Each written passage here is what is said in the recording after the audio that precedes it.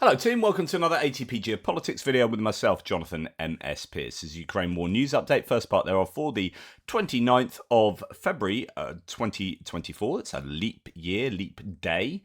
We're going to go to where we normally start, Ukrainian general staff figures for the Russian losses for the day before. Quite a bit to talk about in this section of losses and hits. A number of things have happened on both sides, really. Some good news for Ukrainians and bad news for Ukrainians. Also, the stats themselves have really ticked up across a number of the categories today. We do have clarity on what personnel means coming from the Ukrainian General Staff. I guess I'll say that now before we go on. So, a question says, Henry Schlottman, a question I've wondered about for some time appears to be settled definitively.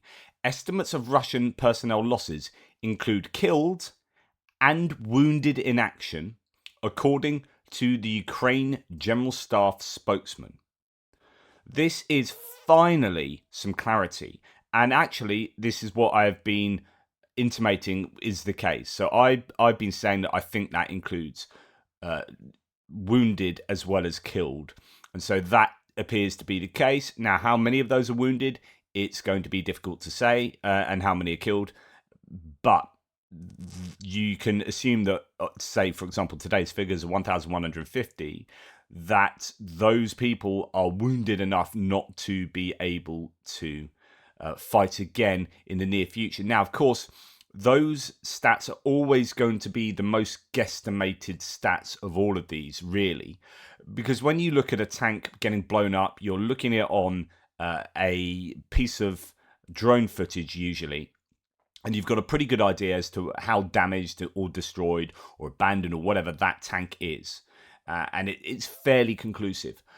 But when you're talking about strikes on, say, a troop accumulation in a building or a trench or a bunker or dugouts or numbers of people inside tanks that are blown up by, say, a mine, you are guessing a lot of the time as to how many people really have died or been injured in that event. So these figures are always going to be less accurate, I think, than the other stats that we see on the list. Anyway, 1,150 personnel lost today. That is a high number. We are seeing an uptick right across the categories again today.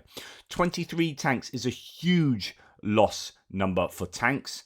I mean, it really is. Let's find actually the dashboard that Bill has put together, Ukraine War Statistics, and we'll have a look at some of these averages. I'm just going to go to the average section on there. We'll go back to the lost stats to begin with. Armoured personnel vehicles, 44 lost in 24 hours. 41 artillery systems is a huge number there. 2 anti-aircraft warfare systems. We go down to 40 vehicles and fuel tanks, that's a high number there, and 7 pieces of special equipment. Now we go to the averages, and this is for February the 29th, as you can see. If we look at, say, tanks, the average is 8.5 a day. If we look at artillery systems, 14, armour fighting vehicles, 15.4. So these are absolutely trashing the averages, the mean averages, on a daily basis. So that is a very bad day for the Russians across the statistics. Just to look at the personnel, we have 575 is the average. So this is doubling the average. Well, actually, exactly double. It's literally double the average to a man. So there you go. Bad day at the office for the Russians. Of course, the question is, how bad has it been for the Ukrainians? These are the lost stats from yesterday, not today's ones. So just because the timing of when Andrew gets his data out and when I do my recording, sometimes we don't quite marry up there. You can see that there are huge losses on both sides here. It is more advantageous to the Ukrainians. The Russians have lost more, but both sides have lost a lot here. And that average isn't at least a 3-1 that I intuitively say is what Ukraine need to prevail in this war. They need 3-1 or 5-1. And there you've got about a 1.5-1 at best. Anyway, let's look at the Ukrainian losses. So we have a comms tower, a boat, a AS-90 or Crab. They're based the same chassis, I believe, so that's why he notes them like that. The good news here is actually most of this stuff is damaged. as opposed to destroyed. You could say the same for the Russians as well, although maybe a few, I don't know, it's probably much of a muchness, but of the important equipment, Ukrainians have destroyed civilian vehicles, but not too many destroyed of the other type, whereas the Russians have destroyed artillery, tanks, and IFVs more heavily. So that could be significant. Anyway, back to the Ukrainian losses. A number of tanks, T-64s and other tanks, some BMP-1s as infantry fighting vehicles, a YPR 765, which is the Dutch version of the M113, old American one. We got a Humvee, MTLB, VAB, which is a French one. It's the first time I think I've seen a French APC on there, the VAB, and then M113 itself. And then we have trucks and civilian vehicles. So not hugely valuable stuff there. So we'll see what the Russians have and make a comparison. So we have in artillery 2 BM-21 Grad, so multiple launch rocket systems.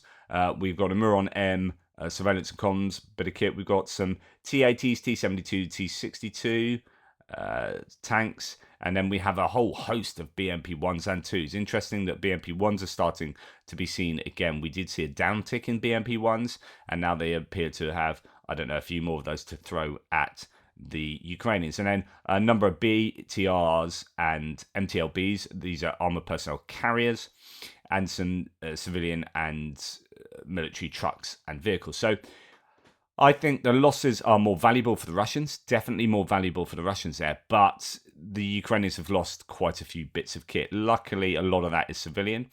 There was a big dump of footage, I think, from the Russians. I might just show you that now. So actually vehicle, and I don't know if this is part of that, because actually these look like much higher value pieces here, but War Vehicle Tracker has said that a big dump has shown, no, where's he say that? So Russia recently released footage of the targeting of Ukrainian cars across a border, as well as Lancet, Shahid, and Tornado S footage. Tornado is a multiple launch rocket system that I think is that the variant that is like the HIMARS and actually has a longer range than HIMARS. I have cut it to take out the gore footage and only show the Lancet and other hits, so you can go and find that on War Vehicle Tracker. All of these links are in the description to the video below. So there's AS-90, 2 S1 Grodzika training ground, T-64, group of T-72 barely damaged, AN-TPQ-50 radar destroyed, Brem-1 armored recovery vehicle, BMP-1, T-64s, Bradley possibly, Leopard 2A6 hit, Book M1 or M2 destroyed. That's a fairly high value air defense system, not the newest, but still. BMP-1s, BM-27, Uragan, so that's a multiple launch rocket system. So unknown surface to air missile system, and Leopard 2A5 destroyed. So there's a lot of stuff that is being released at the moment. The Russians, I don't know if they've been holding back footage, and then they seem to be just releasing it en masse at the moment. We'll see whether that filters through to Andrew's lists today. So just to give you the heads up, there might be some pretty heavy Ukrainian losses going forward. Okay, right, we're going to talk about troops. So already told you that those figures now refer to, the personnel figure refers to dead and wounded. Russian channels are reporting, so this happened yesterday, I did tell you this in my frontline update, that an award ceremony was hit in Olenivka in occupied Donetsk, and apparently it killed 19 Russian soldiers and 12 were wounded. That's at the 155th Guards Naval Infantry Brigade, so those are elite Marines. And you're going to think if that's hitting an award ceremony, that's their best soldiers as well. They're being awarded for being good, one would presume. Well, it's not necessarily the case. Sometimes they give out medals like candy. And you might also see some high-ranking officials there if it's an award ceremony. So that's a good haul for the Ukrainians. Fantastic HIMARS strike again. So the actual Russian source was yesterday about 7 o'clock, so this was 2 days ago now. A strike was struck at the gathering of the personnel 155th Naval Infantry Brigade in the village of Olenivka in Donetsk region. The command held a formation in honour of awarding individual servicemen of the brigade who distinguished themselves in the northern military district. The strike was carried out by 2 HIMARS MLRS missiles. As a result of the strike, 19 brigade soldiers were killed and 12 others were injured. And actually the Russians were pretty angry that this has happened again. It's another embarrassing failure there. Now, the Ukrainians, this is doing the rounds. There was an unsuccessful operation by Ukrainian special forces in Tendrovska Koza. The Russian channel started to mention it earlier, and now they've published some photos. This was, so this is behind the spit here by the Bug River and the Dnipro River estuaries. So this is an interesting move by the Ukrainians. Obviously, it has completely failed by the looks of it. There are images that have come out. Soldiers of 73rd Naval Special Operations Center died heroically during a combat mission in a clash with Russians. It appears that they were ambushed, but and people were wondering what that was because it doesn't look like a particularly tactically important place. I don't know. They obviously had something going on there, but the problem is with anything like that is you can just be spotted. Drones are so prevalent that, like I said before, with ground forces, there's no such thing as a surprise attack anymore. Everything is telegrammed. And so a special forces operation like that is insanely risky because you are going to be spotted by thermal drones if it's at night, and they're going to see you coming, and then you get prepared, and then the boats land, and then you just hammer them. And I presume that's what's happened. Now, there are varying reports that anywhere between, so the Ukrainians said 4 people had died, Russians said 20 people had died, 1 has survived, and they've captured that one as POW. Probably nearer to what the Russians have said, it would be my guess. 4 boats, I think. 1 boat disappeared.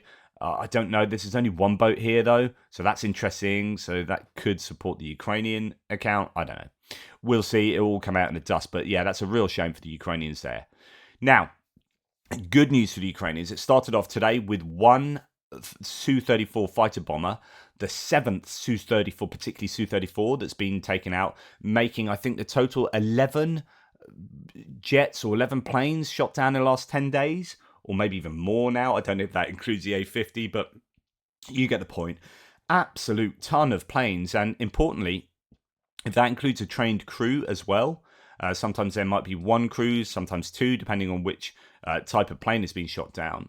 But that is the big loss for the Russian VKS, the Russian Air Force here, is they keep losing potentially experienced crew members. Now, okay, so a Su-34 was destroyed in the eastern direction. That was the original claim. Russia has about 140 Su-34 fighter bombers. So these are the ones that are going to be releasing those guided glide bombs. So more than 25 Su-34s were lost in 2022 and 2023. And Ukraine has reported shooting down 9 Su-34s within 12 days in 2024. So that's actually saying 9 in 12 days. In total, Russia has lost about 25% of its Su-34s during the war and has about 106 remaining. But the thing about planes is that doesn't mean all of those will be airworthy. Many of them will be inoperable, inoperational, I would have thought, maybe even cannibalized already, or so on and so forth. Different states of maintenance requirements. And so to have 106 remaining doesn't mean they've got 106 planes around Ukraine as well, because they'll be all scattered all over. Syria will have some. They'll be all around Russia and different places that Russia operate.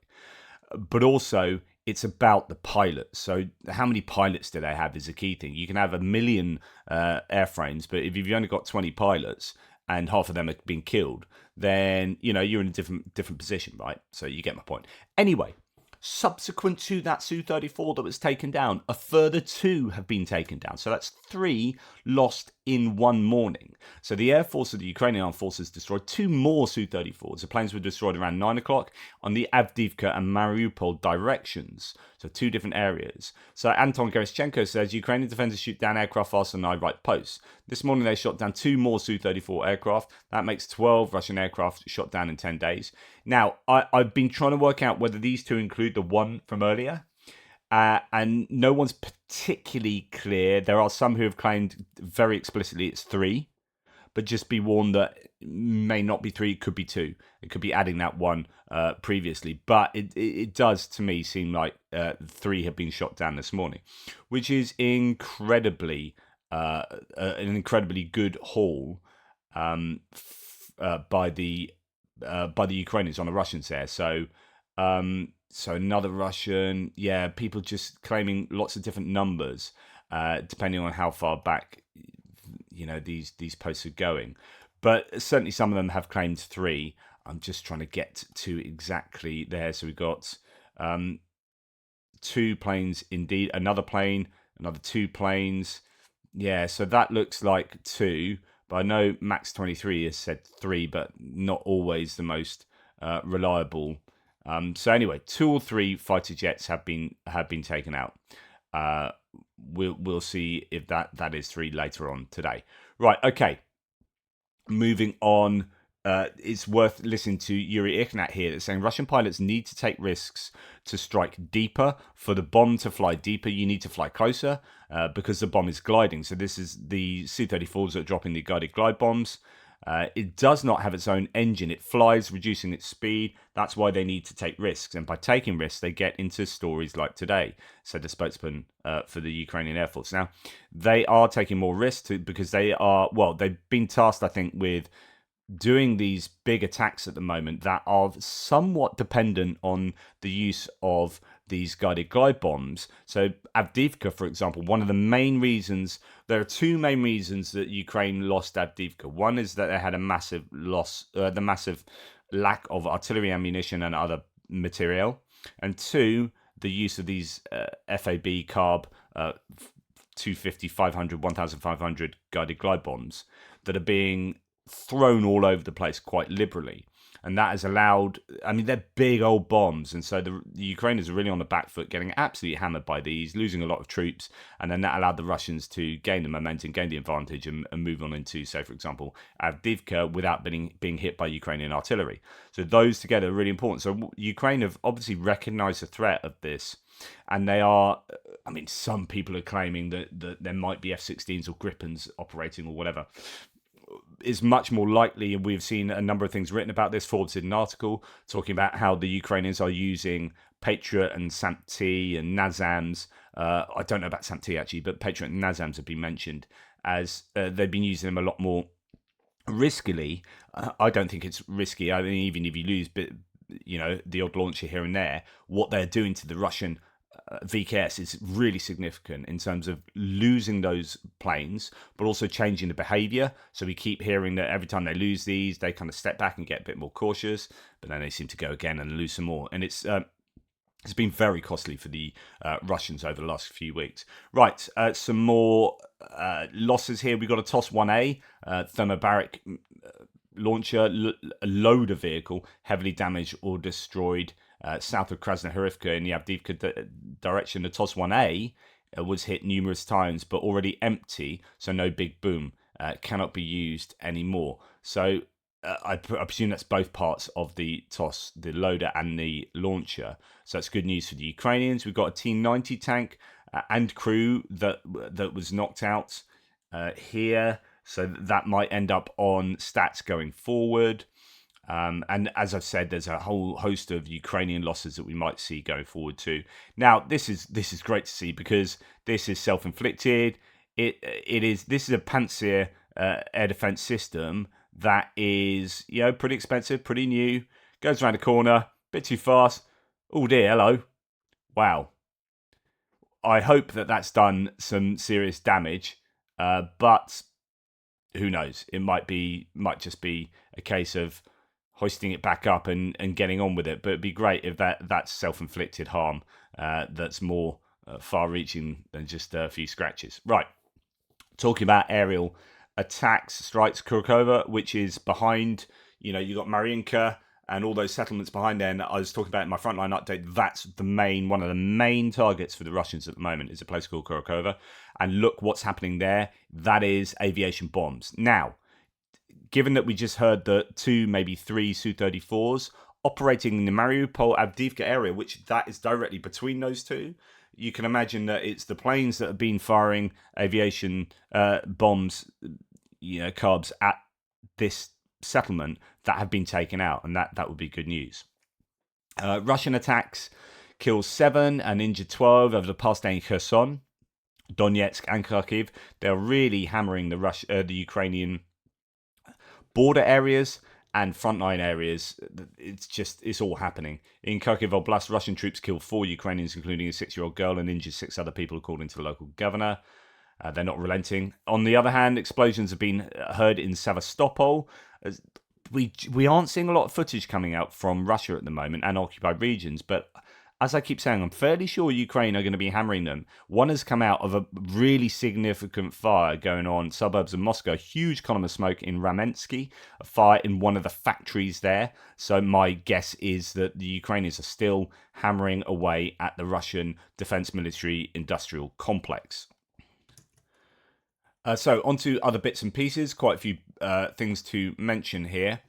First of all is yet another war crime of the Russians. So the Russians are just admitting to war crimes left, right, and centre. If it's not admitted in video form, then they're writing it down and posting it themselves. So a serviceman in the Russian Armed Forces, the author of a small Telegram channel with several thousand followers, has made a public confession of abuse of Ukrainian civilians and looting. Quote, "It's an inexplicable thrill to be able to do absolutely anything. You can break down doors, smash windows, turn other people's lives inside out." He recalled the first days of the war and the atrocities that Russian soldiers committed in the villages of Zhizhivka and Ozera in the Butcher district. He wrote, "About bad things, I thought for a long time whether to talk about it or not, but if I decided to recall, I should tell about everything. When we were near Kiev, there was a kind of excitement. Now we're going to bring order here." How ironic. "We'll punish everyone who said anything against the Russians." For the first time, it showed up in Zhizhivka. It all showed up there. At first, we looked carefully into the windows of houses looking for anything useful. We went to the store, but it was already turned inside out. The commanders poured alcohol into the street. We were looking for something, so to speak, to set a table. When we arrived, we were given 2 to 3 dry rations per person. Of course, it all ran out quickly, and there was no supply. We wandered around the village, took potatoes from comrades who were nearby. Then someone said there were lots of chickens nearby. We found a net for catching fish, and I armed myself with a hoe. He caught a rooster and I beat it with a hoe and said, "Please forgive me." We plucked it, boiled it with potatoes. It wasn't delicious. A couple of days later, a local came to our commander and asked to be taken to a safe place with his family. They lived in a huge mansion. The commander said not to worry. He promised the house would be safe and no one would enter it. I personally saw the car leaving and our commander was driving ahead. In a couple of hours, our military from the paratrooper company entered the house and then our guys got involved. It's an inexplicable excitement and when you can do absolutely anything. You can break down doors, break windows, turn other people's lives inside out. I took some USB powered lights, carbines and a rope. And the owner was into fishing and there was an expensive boat in the garage. The commander yelled at us, but time after time the groups got into the house looking for new stuff. And it goes on, and it gets even worse and so on and so forth, you know. And the justification is you shouldn't have effing touched the Russians. Of course, you know, they're in Ukraine attacking the Ukrainians. They're invading basically the capital city. You shouldn't have touched the Russians, therefore I can do what I like to your property. And so on and so forth is, yeah, there you go. Hacktivists have uncovered new classified documents from STC, the Russian manufacturer of the Orlan 10 drones. At the end of January, Ukrainian hacktivists of the cyber resistance team handed over to Inform Napalm, volunteer intelligence community, a new portion of information retrieved from the hacked email correspondence containing documentation from the Russian company Special Technology Center, LLC, STC. This information reveals new details of the foreign components procurement process for the production of Russian weapons and military equipment, bypassing Western sanctions. Good news that they've been able to do that. On the other hand, the Ukrainian parliament's website was reportedly hit by a cyber attack. The Verkhovna Rada reported a cyber attack against its official website yesterday. So yeah, there is cyber warfare going on for sure. Fuel prices for Russian farmers has increased only 20%. And they don't protest. Reserves are only at 35%. In the Rostov region, fuel prices for farmers have risen 20%. At the same time, the reserves are 35% of their required quantity. In September and October, the price was significantly higher. Today, it's within reasonable limits, said the regional minister of agriculture, Konstantin Rachalovsky. According to him, there should be no problems with fuel supplies this year. If there were any questions, it was only from specific suppliers. Right. This is in light of Russia banning gasoline exports, including to CSTO nations. So nations that previously so they've done this before, this banning of gasoline exports, and they do it to say it's planned maintenance. But I think that there's obviously more going on, because if you look at the last 12 months, there's something like 9 months of planned maintenance. Well, something's going wrong there if you need to have 9 months of planned maintenance to with 12 months of gasoline export. So they initially did a shutdown that involved everyone but key partners in the CSTO, that kind of the Russian equivalent to NATO. And this one is everyone. So there's no gasoline going anywhere. And this is, of course, going to hurt them. Now, the reason they're doing this is because their oil refineries have been hammered by Russian drones and missiles. So it is pretty obvious what's going on. And this is having a desired effect on Russia here. And I think that you will see more of that continuing. That hurts the economy, and it hurts the Russians' ability to produce gasoline and fuel that will not only support the war effort directly for the vehicles, but also support the economy, as mentioned, and its successful functioning. So yeah, get ready to see a lot more, I think, activity as the scaling up of Ukrainian drones continues. Now, production, that is. Today, Putin will deliver an address. He's already doing it, actually. He's already talking about Ukrainian Nazis. Same old crap. He's just spouting Russian disinformation over and over. His speech will be shown on the facades of buildings, shopping centres, shopping malls, and road screens in Moscow and Moscow region, Russian media report. This is what a dictator does. It's so dictatorial, this kind of activity, like that you're seeing your leader everywhere that you go. It's being forced into your head. It's thought control, isn't it? Right, going to Budanov. I was talking quite a bit about Budanov. Someone was questioning on my Facebook today about Budanov's claims that Alexei Navalny did indeed die, at least as far as he's concerned, of a natural causes of a blood clot. So he came out and said that the other day, which is kind of interesting. Speaking to a few people recently who are, Greg was talking about this as well, who are involved with Ukraine, but actually not happy with what Budanov says. He sounds off a few times and doesn't always, like, I like him a lot. He's that mysterious intelligence leader, a bit like I like Zaluzhny, but actually when you look underneath it, like, does he always make the right decisions? Possibly not. So he was all full of like invading Crimea, and yes, they did get a few raids into Crimea, but Crimea wasn't taken in a way that I think he was intimating. And so I think sometimes you need to take what he says with a pinch of salt. And with Alexei Navalny, I don't know, to be honest. If he did die of natural causes, it's still expedited by being poisoned at least a couple of times by the Russians. So they tried to kill him a couple of times, and they put him in prison and extended that until the end of his life anyway.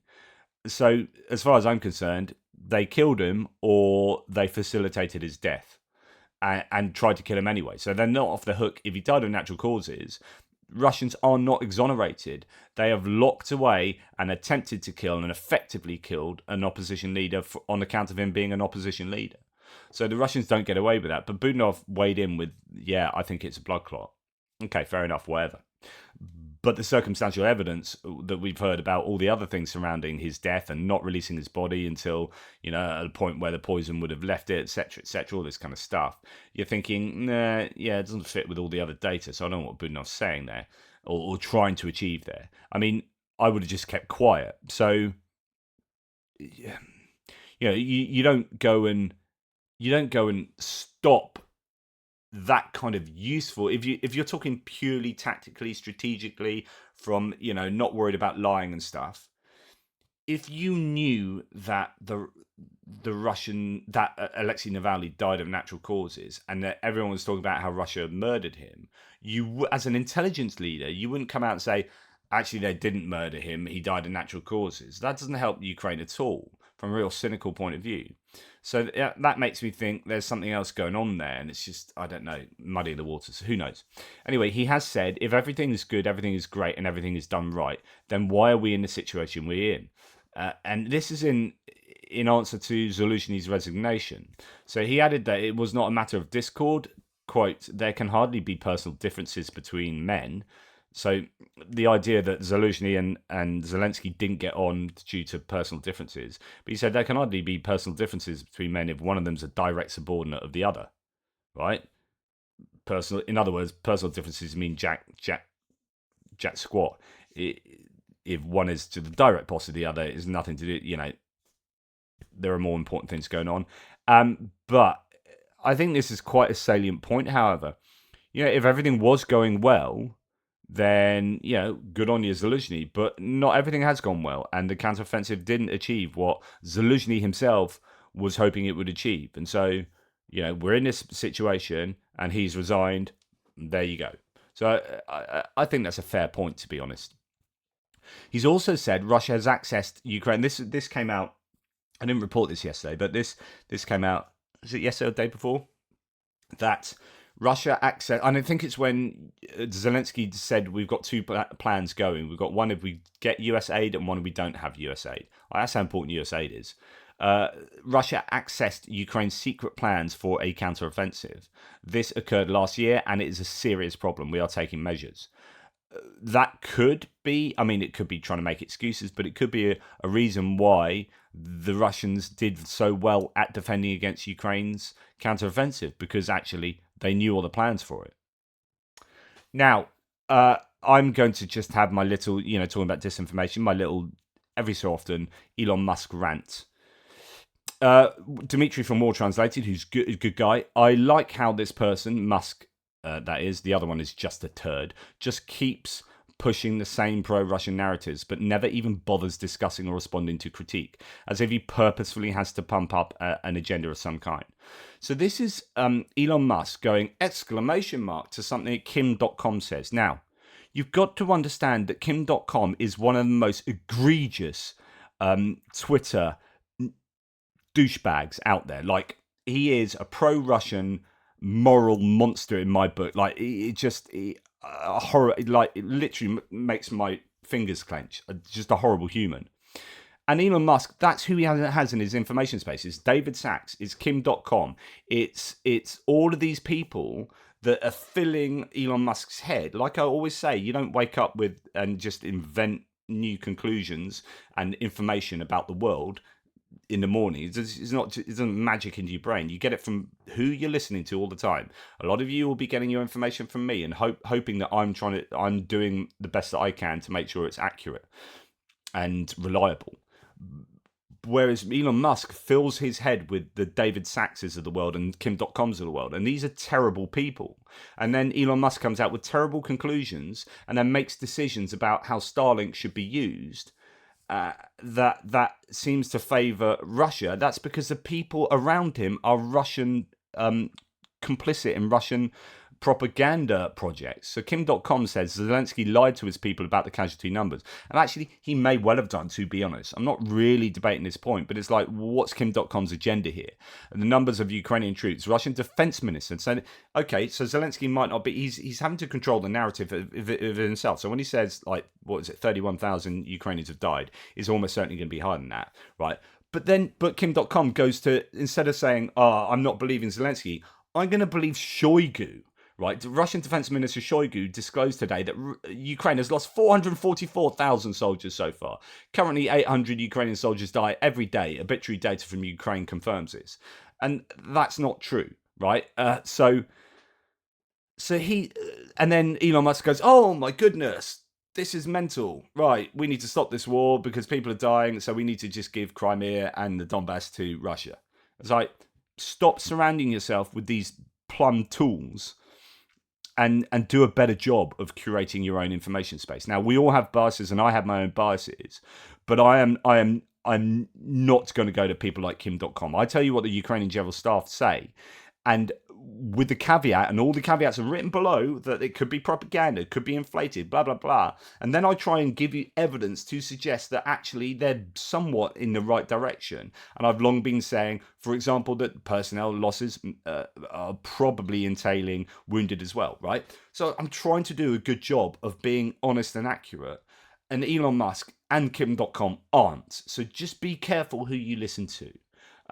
Yeah. There you go.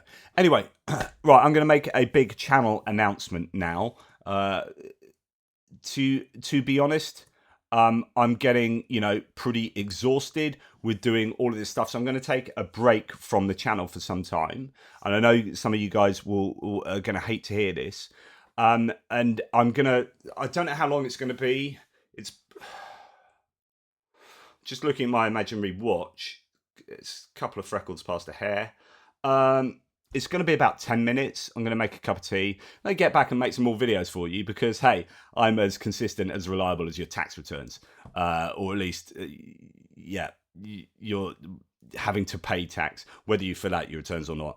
I don't know. Maybe that's not reliable. Don't worry. I'm going to do more videos for you. I just need a cup of tea. Take care. Speak soon.